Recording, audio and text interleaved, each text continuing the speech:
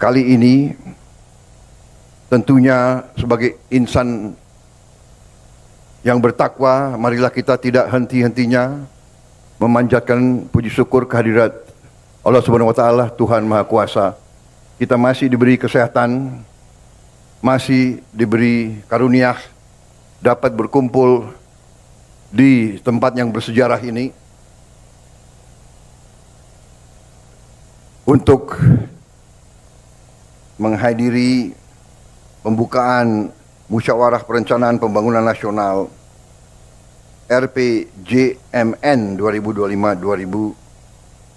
2025-2029, Rencana Pembangunan Jangka Menengah Nasional.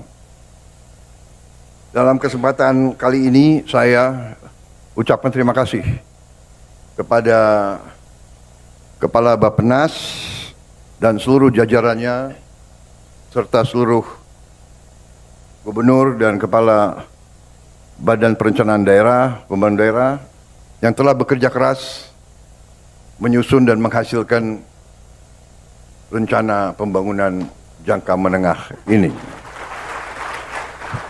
Saudara-saudara sekalian, dalam hidup bernegara ada beberapa filosofi bernegara yang bermuara kepada faham ekonomi.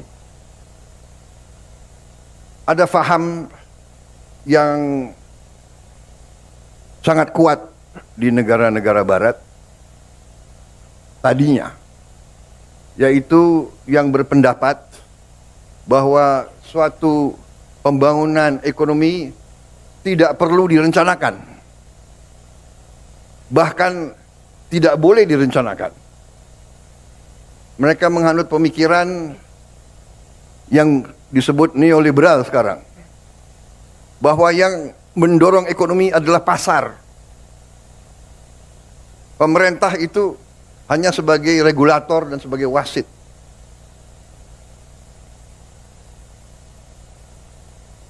Bangsa Indonesia dalam Undang-Undang Dasar 1945,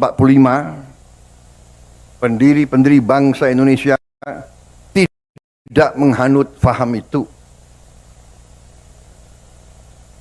Pendiri negara ini menghanut faham bahwa perekonomian disusun atas dasar azas kekeluargaan. Pemerintah bukan hanya wasit, pemerintah bertanggung jawab. Pemerintah dipilih oleh rakyat.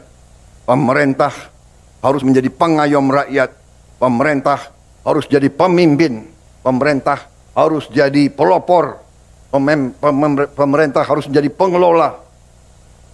Pemerintah harus memanage ekonomi. Pemerintah harus menjaga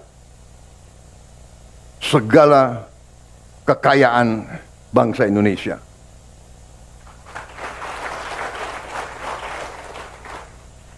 Saudara-saudara, dalam pemahaman ekonomi yang kita sekarang wajib dan pantas untuk menyebut ekonomi kita ekonomi Pancasila. Bahwa ekonomi Pancasila itu adalah penggabungan antara yang terbaik dari pemahaman pasar bebas, kapitalisme, yang terbaik dari ekonomi yang direncanakan, planned economy. Itu Pancasila. Antara pasar bebas dan antara ekonomi yang direncanakan. Bahwa Presiden pertama membuat rencana pembangunan semesta 8 tahun. Kemudian Presiden kedua melanjutkan dengan rencana pembangunan 5 tahun. Bahwa kita berdiri di gedung ini, gedung Bappenas, ini mengingatkan kita bahwa ekonomi kita harus kita berpegang teguh. Ekonomi kita adalah ekonomi Pancasila, ekonomi yang berazas kekeluargaan. Bahwa kita masih teguh, masih berpegang bahwa pembangunan harus direncanakan. Kita mengerti dan kita faham bahwa belum tentu rencana yang terbaik mencapai sasaran 100%. Tetapi azas kehidupan bernegara mengajarkan kepada kita tanpa perencanaan kita tidak tahu arah yang harus kita lakukan. Dalam setiap organisasi, dalam hidup swasta, dalam korporasi pun harus ada perencanaan. Apa rencana strategis kita? Apa yang akan kita mencapai? Saudara-saudara sekalian, karena itu jelas bagi setiap pemerintah kita diarahkan oleh pembukaan Undang-Undang Dasar Negara Republik kita 1945. Kita diarahkan tujuan nasional yang ditetapkan oleh pendiri-pendiri bangsa kita, yang mendirikan bangsa ini melalui suatu pengorbanan, suatu perjuangan. Mereka merasakan imperialisme, mereka merasakan dijajah, mereka merasakan bahwa kita warga negara Indonesia waktu itu adalah warga negara kelas 3, kelas 4.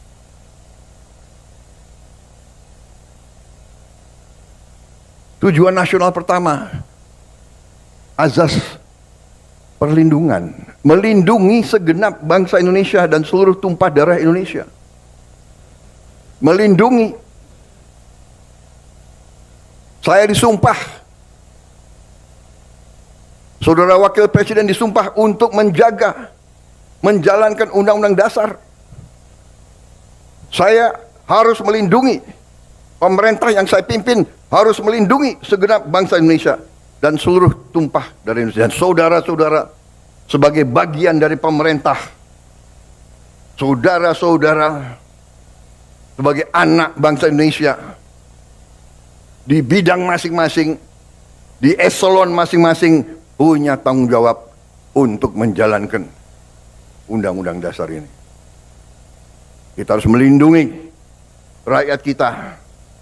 Melindungi dalam arti yang lengkap, dalam arti komprehensif, dalam arti yang menyeluruh.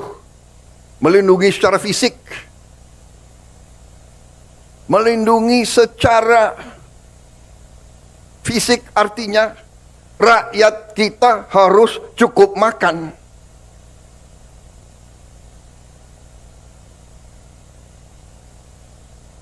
Melindungi secara fisik rakyat kita harus cukup makan. Melindungi segenap tumpah darah artinya kita harus swasembada pangan. Bagaimana kita mau lindungi segenap bangsa kalau kita tidak bisa jamin makan? Tidak ada negara, tidak ada peradaban tanpa pangan. Saya ingatkan saudara-saudara sekalian. Mari kita kembali ke dasar pengetahuan. Jadi perencanaan pembangunan nasional ini penting. Tetapi dasar-dasarnya saya kira menjadi acuan bagi kita. Baru sesudah kita lindungi, tentunya setelah kita menjamin fisik daripada rakyat kita, kita menjamin juga sumber-sumber kehidupan rakyat kita. Kita harus jaga tumpah darah kita, tanah air kita, yang kita nyanyi itu. Memajukan kesejahteraan umum, perintah Undang-Undang Dasar, mencerdaskan kehidupan bangsa, dan kita ikut melaksanakan ketertiban dunia. Kita juga berperanan, tapi bagaimana kita berperanan kalau rumah kita tidak beres? Kalau dapur kita tidak beres? Jadi saudara-saudara, ini penting saya sampaikan karena upaya kita untuk swasembada pangan dan swasembada energi ini adalah dasar kedaulatan. Dasar kedaulatan. Begitu kita menjamin swasembada pangan kita, dan insya Allah dalam beberapa tahun kita menuju swasembada energi, harus ya, karena ada budaya di bangsa Indonesia ini saya perhatikan ya, segelintir tentunya, tapi kadang-kadang segelintir orang-orang yang menganggap dirinya pintar, selalu meragukan kemampuan bangsa Indonesia, rasa rendah diri,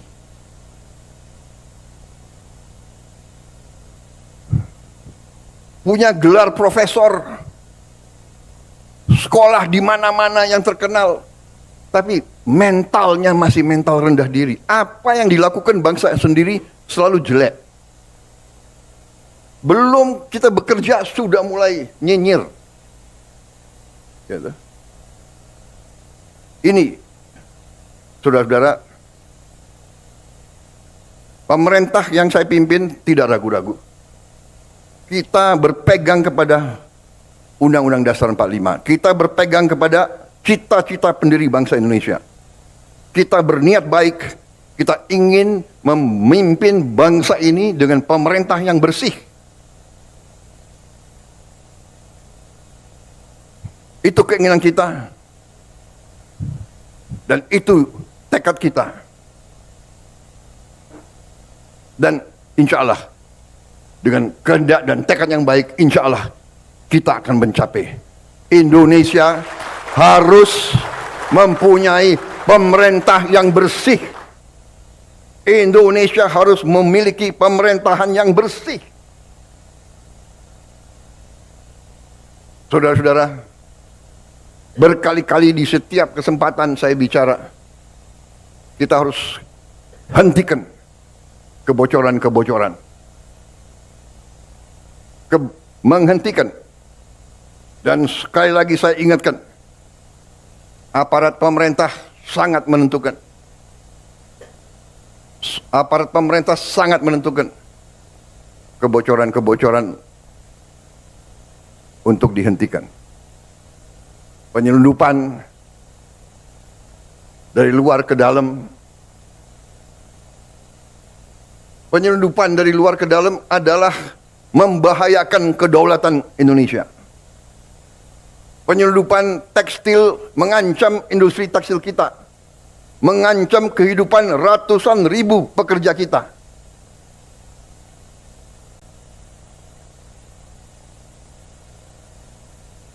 Saya nanti akan cari ahli-ahli hukum, apa wewenang yang bisa saya berikan kepada aparat. Apa kapalnya ditenggelamkan?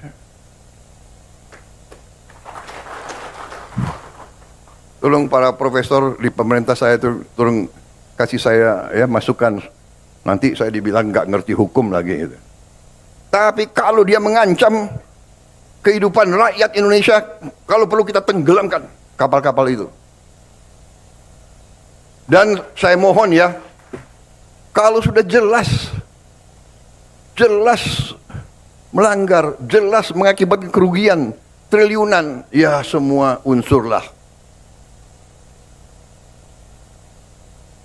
Terutama juga hakim-hakim, ya vonisnya jangan terlalu ringan lah.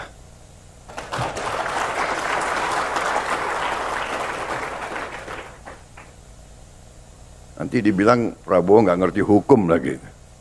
Tapi rakyat pun ngerti, rakyat di pinggir jalan ngerti. ngerampok triliunan, kalau triliunan, ratusan triliun. Vonisnya sekian tahun. Nanti jangan-jangan di penjara pakai AC, punya kulkas, pakai TV. Tolong Menteri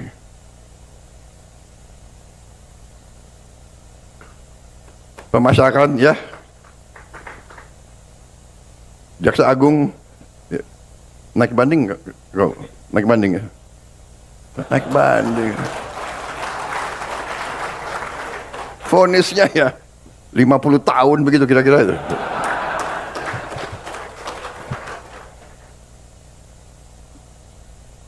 Kembali ke jati diri kita, kembali ke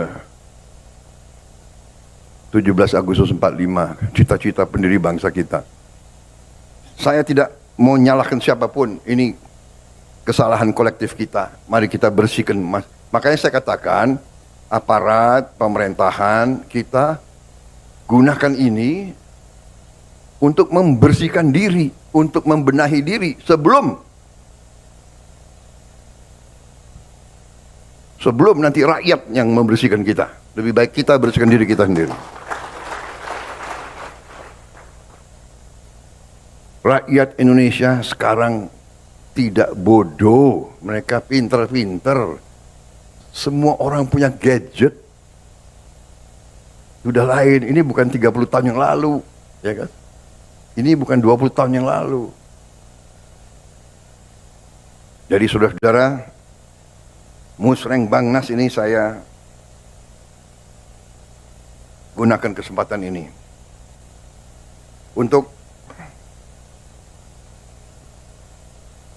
tadi ucapan terima kasih, dan ini ada kesempatan untuk diperbaiki, saya kira ya kan, masukan dari daerah-daerah, dan juga saya minta kebesaran hati, kebesaran jiwa kita semua. Rakyat saya yakin akan sabar. Rakyat kita rakyat yang baik. Mereka mengerti siapa yang di atas jalan yang benar, siapa yang tidak di atas jalan yang benar. Saudara-saudara sekalian. Jadi, marilah kita berbuat yang terbaik. Dalam arti perencanaan ini kita laksanakan dengan realisme, dengan hal-hal yang konkret. Ya. Terima kasih. Ada angka tadi, ya kita memang saya mencanangkan pertumbuhan 8%. Banyak yang tidak yakin dan tidak percaya. Ya kita buktikan. Belum tentu kita akan capai 8%. Tapi sekali lagi, ya, pemimpin-pemimpin yang berani, pemimpin-pemimpin yang besar dalam sejarah pengalaman saya sendiri, dalam karier saya sebagai prajurit, kalau saya hadapi musuh yang berat, saya harus yakin saya akan berhasil, saya akan menang. Kalau tidak, kita nggak berani berbuat. Bung Karno menyampaikan, mengatakan kepada kita, gantungkan cita-citamu setinggi langit. Kalau kau tidak mencapai langit, minimal kau jatuh di antara bintang-bintang. Itu memang istilahnya memotivasi kita. Kalau Belanda dulu mengatakan bahwa kita ini tidak pantas merdeka tahun 45. Belanda mengejek kita. Apa? Kamu? Hei orang Indonesia, hei orang pribumi, kau mau merdeka? Bikin peniti saja tidak bisa. Dulu kita dituduh bikin peniti saja tidak bisa. Tapi kita mau merdeka. Proklamasi kemerdekaan kita berapa itu? Mungkin tiga baris ya. Proklamasi yang tersingkat saya kira dalam sejarah dunia, iya kan? Hal-hal yang menyangkut pemilihan akan pokoknya administrasi belakangan deh, merdeka dulu, kan begitu. Tapi sekarang tidak, administrasi harus baik, ya kan? Kalau enggak dikejar BPKP, KPK, BPK, kita administrasi baik. Makanya ada Badan Perencanaan Nasional, ada Bapeda. Tapi saya minta kebesaran jiwa dalam arti ini. Ada prioritas kita.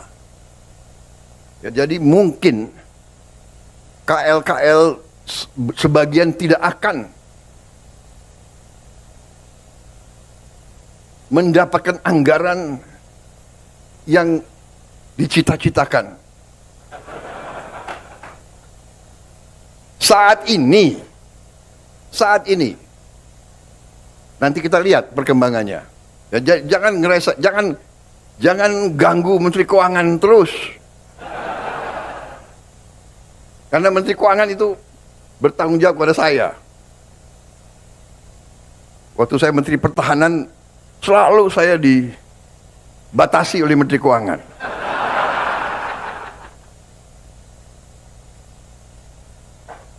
Sekarang yang lemes Pak Safri Samsudin. Kalau dia merasa dibatasi oleh Menteri Keuangan, nanti Menteri Keuangan mengatakan ini perintah Presiden. Setelah saya jadi Presiden, saya harus mikir, ya kan? Pertahanan sangat penting, tapi anak-anak ini harus makan, iya kan? Guru-guru gajinya harus diperbaiki. Hakim-hakim harus segera dibikin rumah-rumah dinas yang layak. Tidak boleh ada hakim yang kontrak.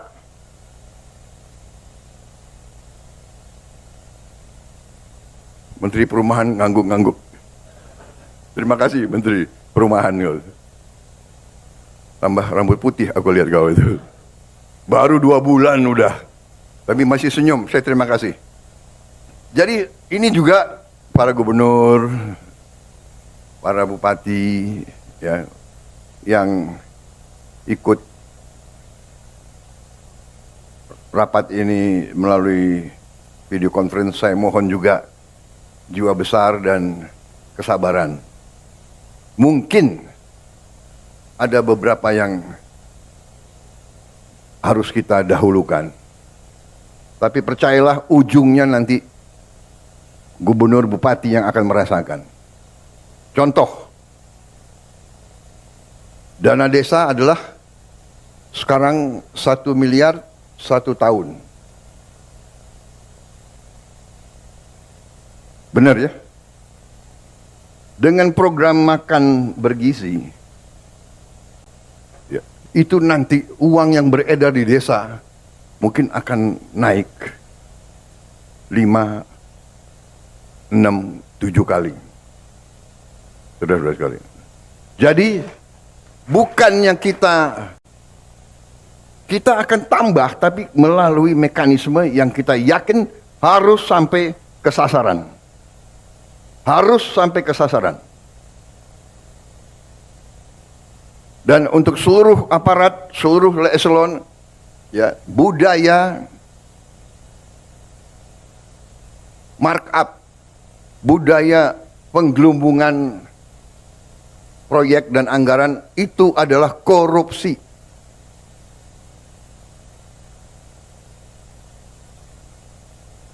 Saya ulangi, penggelumbungan markup barang atau proyek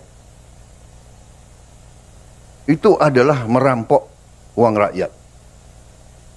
Kalau bikin proyek yang nilainya 100 juta, ya 100 juta. Bikin rumah 100 juta, ya 100 juta. Jangan 100 juta dibilang 150 juta. Budaya ini harus kita kurangi, saudara-saudara. Bukan kurangi, maaf, harus kita hilangkan. Ya.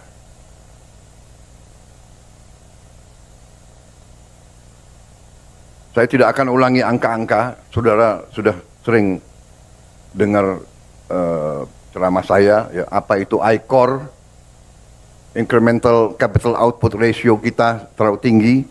Kenapa? Ya, kebocoran. Saya juga tidak akan paparkan di sini laporan-laporan yang saya terima, kebocoran-kebocoran, kehilangan uang dari judi online, dari penyelundupan, dari illegal mining, dari illegal logging, dan sebagainya. Tidak dalam kesempatan ini, tapi pada kesempatan lain, kalau perlu, di sidang kabinet sudah saya paparkan, nanti khusus mungkin Bupati dan Gubernur saya undang khusus. Bukan saya apa-apa, saya tidak mau menurunkan moral daripada anak-anak muda kita. Tapi rakyat harus yakin, harus bertekad bahwa kita sekarang ingin melaksanakan pembangunan nasional dengan mengurangi segala bentuk kebocoran, manipulasi, markup, akal-akalan, dan sebagainya. Dan ini membutuhkan kerjasama semua pihak.